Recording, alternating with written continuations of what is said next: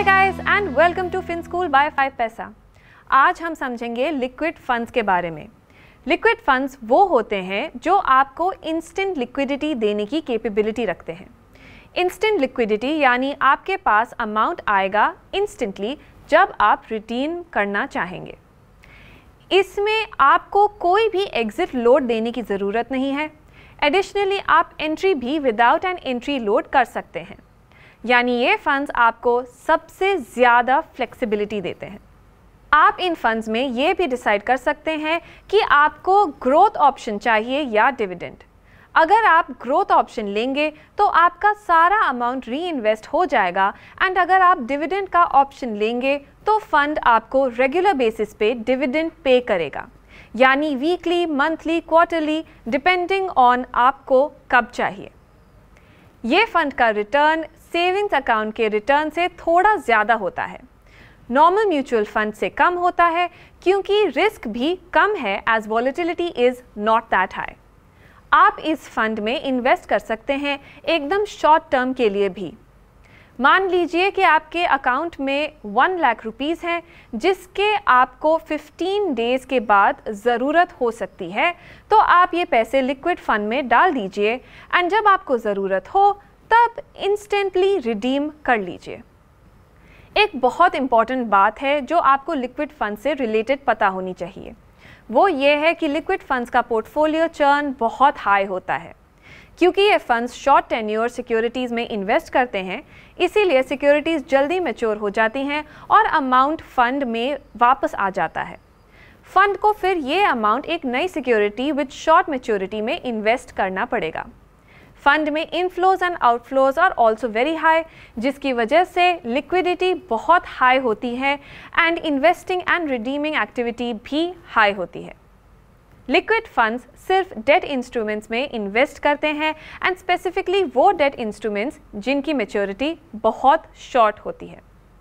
पर आप सोच रहे होंगे कि एक लिक्विड फंड कैसे डिटर्मिन करेगा कि उसे कौन से डेट इंस्ट्रूमेंट में इन्वेस्ट करना है। वो डिसाइड कर पाता है basis the features of the instruments.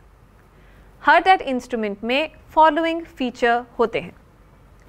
Number 1, issue date and issue price होता है, जो बताता है कि कौन से दिन एंड कौन से प्राइस पे आपने इंस्ट्रूमेंट परचेज किया है। नंबर 2, कूपन रेट, जिसको हम इंटरेस्ट रेट बोलते हैं, एंड ये आपको बताता है कि आपको कितना इंटरेस्ट मिलेगा over the life of the instrument. ये जनरली फेस वैल्यू का 1% होता है। नंबर 3, मैच्योरिटी डेट, ये वो डेट होती है जिस दिन आपको आपका प्रिंसिपल रिटर्न मिलेगा।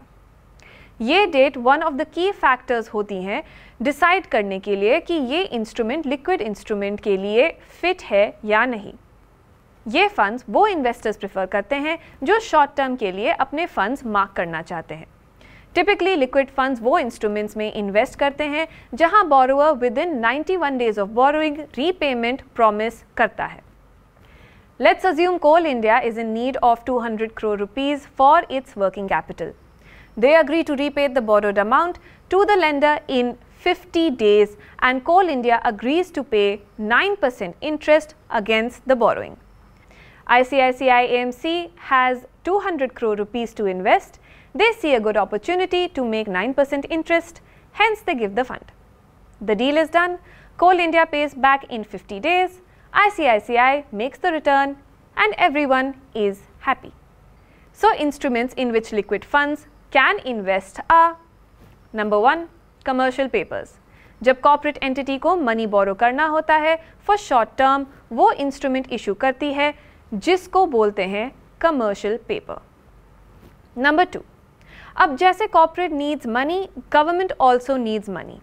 When government borrows, वो CP नहीं issue करते, वो ट्रेजरी बिल इशू करते हैं।